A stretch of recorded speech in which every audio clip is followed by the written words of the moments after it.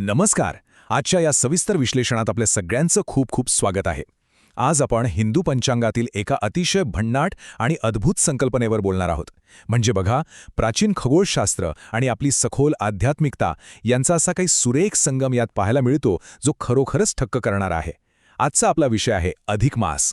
आपल्या प्राचीन विद्वानांनी नुसता आकाशातील ताऱ्यांचा अभ्यास केला नाही, तर त्या किचकट गणिताला मानवी आयुष्याशी, आपल्या कल्याणाशी कसं जोडलं याचं हे एक उत्तम उदाहरण आहे. चला तर मग थेट विषयालाच सुरुवात करूया. पण पुढे जाण्यापूर्वी एक विचार करा. आपल्या नेहमीच्या दिनदर्शिकेत म्हणजे कॅलेंडरमध्ये दर 3 वर्षांनी अचानक एक संपूर्ण अतिरिक्त महिना कसा काय प्रकट होतो? म्हणजे हा विचार नक्कीच कुतूहल निर्माण करणार आहे, नाही का? हा महिना म्हणजे अचानक घडलेला कुठलाही योगायोग नाहीये. यामागे एक अतिशय अचूक असं गणित आणि एक सुंदर पौराणिक कथा दडलेली आहे. हे रहस्य नेमकं काय आहे तेच आपण आज उलगडणार आहोत. तर आजच्या या विश्लेषणाची रूपरेषा अगदी सोपी आहे. आपण पाहणार आहोत 1. अधिक मास म्हणजे काय, 2. त्यामागचं खगोलशास्त्रीय गणित, 3. पुरुषोत्तम मासाची पौराणिक कथा, 4. या काळात काय करावं आणि काय टाळावं, आणि शेवटी 5. याचं सांस्कृतिक आणि आध्यात्मिक महत्त्व. विज्ञानापासून ते थेट पुराणांपर्यंतचा हा प्रवास खरोखरच खूप रंजक असणार आहे. चला तर मग सुरुवात करूया आपल्या पहिल्या भागापासून. अधिक मास म्हणजे नेमकं काय? हिंदू पंचांगात कधीकधी येणारा हा जो जास्तीचा महिना आहे ना, त्याला आपण अधिक मास, मलमास किंवा सोप्या भाषेत लीप महिना म्हणतो. आता इथे सर्वात महत्त्वाची गोष्ट ही आहे की हा महिना काही अचानक किंवा अनपेक्षितपणे टपकत नाही, तर तो साधारणपणे दर 3 वर्षांनी एकदा अतिशय नियोजित पद्धतीने येतो. ही एक अत्यंत महत्त्वाची आणि दर काही वर्षांनी आवर्जून केली जाणारी कालमापनाची तडजोड आहे. आता हा महिना नक्की काम कसा करतो? तर तो अगदी आपल्या नेहमीच्या महिन्यांसारखाच साधारण 30 दिवसांचा असतो. आणि त्याचं नाव काय असतं तेही अगदी सोपं आहे. ज्या सामान्य चांद्रमासानंतर हा जास्तीचा महिना येतो त्याचंच नाव याला दिलं जातं. म्हणजे बघा, आषाढ महिन्यानंतर आला तर तो अधिक आषाढ, श्रावणानंतर आला तर अधिक श्रावण किंवा अधिक भाद्रपद. सोप्या भाषेत सांगायचं तर हा कॅलेंडरमधल्याच एका महिन्याची अगदी हुबेहूब पुनरावृत्ती करतो. आता वळूया आपल्या दुसऱ्या भागाकडे, खगोलशास्त्रीय गणित आणि त्यामागचं मूळ कारण. या व्याख्येच्या पलीकडे जाऊन यामागील पक्कं गणित आपण समजून घेऊया. आपलं हिंदू पंचांग हे प्रामुख्याने चंद्राच्या गतीवर आधारित असतं, हे तर आपल्याला माहीतच आहे. पण निसर्गाचं चक्र म्हणजे आपले ऋतू वगैरे हे सूर्यावर अवलंबून असतात. इथेच खरी गोम आहे. एक चांद्रवर्ष हे अंदाजे 354 दिवसांचं असतं, तर आपलं सौरवर्ष हे 365 दिवसांचं असतं. चंद्र आणि सूर्याच्या या परिभ्रमण चक्रांमध्ये ही जी मूलभूत तफावत आहे ना, हीच तफावत या संपूर्ण अधिक मासाच्या प्रक्रियेचं मूळ कारण आहे. आणि हीच ती संख्या आहे जी सगळा खेळ स्पष्ट करते. 11. हो, 11.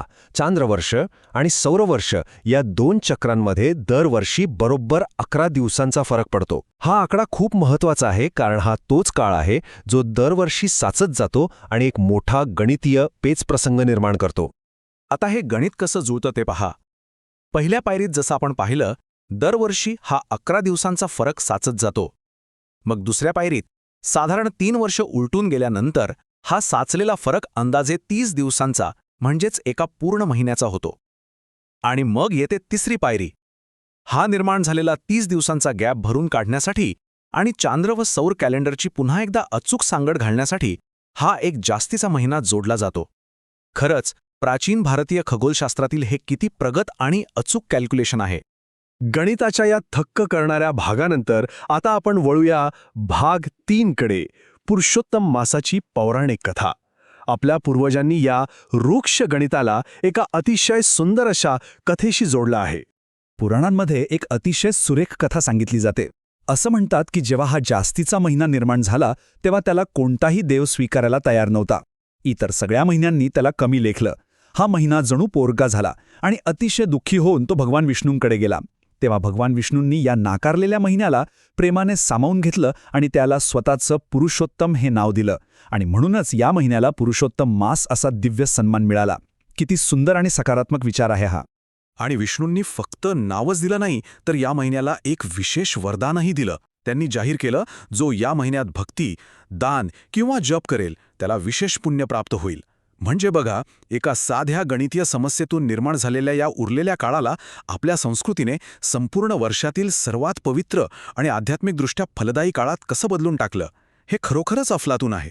आता ही कथा आणि गणित समजून घेतल्यानंतर पाहूया भाग 4. या काळात काय करावं आणि काय टाळालं. समाजाने यासाठी काही नियम घालून दिले आहेत. सुरुवातीला आपण काय टाळावं ते पाहूया. पारंपरिकरित्या या महिन्यात काही शुभ कार्य करणं जाणीवपूर्वक टाळलं जातं, जसं की विवाह, गृहप्रवेश, मुंज, वास्तुशांती किंवा एखादा नवीन व्यवसाय सुरू करणं. इथला सर्वात महत्त्वाचा मुद्दा लक्षात घेण्यासारखा आहे.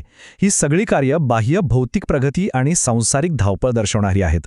या विशिष्ट काळात अशा बाह्य आणि भौतिक गोष्टींना जाणीवपूर्वक थोडी विश्रांती दिली जाते, एक पॉज घेतला जातो. दुसरीकडे या काळात काय करावं हे जर आपण पाहिलं तर हा महिना धार्मिक साधनेसाठी अत्यंत महत्त्वाचा मानला जातो.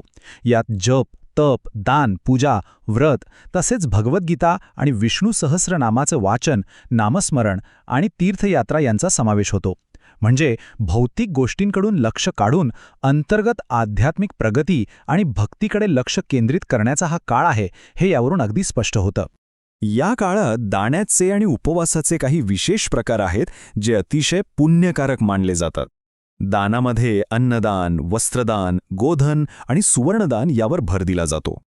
तर उपवासाचं म्हणाल तर काही जण अत्यंत श्रद्धेने संपूर्ण महिनाभर व्रत करतात, काही केवळ दिवसातून एकदाच जेवतात, तर काही जण न चुकता एकादशीचा उपवास पाळतात.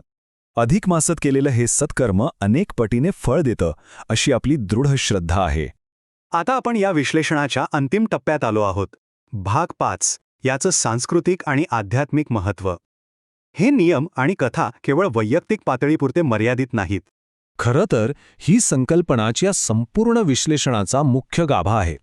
अधिक मास हा केवळ कॅलेंडरमधला एखादा एक्स्ट्रा महिना किंवा जास्तीचं पान नाहीये, तर आत्मचिंतन, भक्ती आणि सत्कर्मासाठी जाणीवपूर्वक निर्माण केलेली ही एक विशेष संधी आहे. आपल्या रोजच्या धकाधकीच्या जीवनातून थोडा वेळ थांबून स्वतःच्या आत डोकावून पाहण्यासाठी, स्वतःला वेळ देण्यासाठी निर्माण केलेला हा एक अप्रतिम काळ आहे. आणि हे सगळं फक्त आपल्या घरापुरतं मर्यादित राहत नाही बरं का. विशेषतः ग्रामीण भागात जर तुम्ही पाहिलं तर या काळात संपूर्ण समाज कसा एकत्र येतो हे पाहणं खूप विलोभनीय असतं. लोक भजनासाठी एकत्र येतात, कीर्तनांचं आयोजन केले जाते, मंदिरात हरिपाठ गायला जातो आणि सार्वजनिक ठिकाणी पुराणांचं वाचन होतं. हा जास्तीचा काळ समाज एकत्र येऊन आध्यात्मिकतेचा एक मोठा सांस्कृतिक उत्सवच बनवून टाकतो. आता या सगळ्या गोष्टी समजून घेतल्यानंतर शेवटी एका प्रश्नावर नक्की विचार करा. जर आपण आपल्या या धावपळीच्या आयुष्यातून केवळ अंतर्गत आत्मचिंतनासाठी असा एक पूर्ण महिना समर्पित केला, तर आपल्या उर्वरित वर्षांकडे बघण्याचा आपला दृष्टिकोन किती बदलेल? अधिक मास आपल्याला हेच शिकवतो की गणितातल्या त्रुटीचं रूपांतर जीवनाच्या एका सुंदर संधीत कसं करावं. विचार करण्यासारखी गोष्ट आहे ना? आजच्या या सविस्तर विश्लेषणात सोबत राहिल्याबद्दल खूप खूप धन्यवाद. पुन्हा नक्की भेटूया.